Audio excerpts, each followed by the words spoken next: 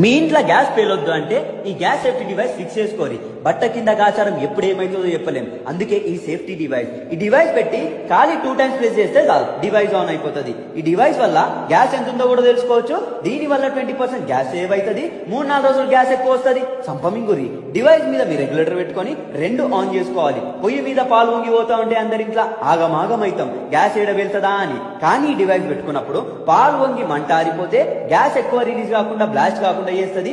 Pipe ఊడిపోయినా pipe cut అయినా cylinder నుంచి gas ఎట్లా లీక్ అయినా సరే గ్యాస్ సప్లై కంప్లీట్ గా ఆఫ్ చేస్తుంది. ఈ వీడియో షేర్ చేయరి, సేఫ్టీగా ఉండోరి.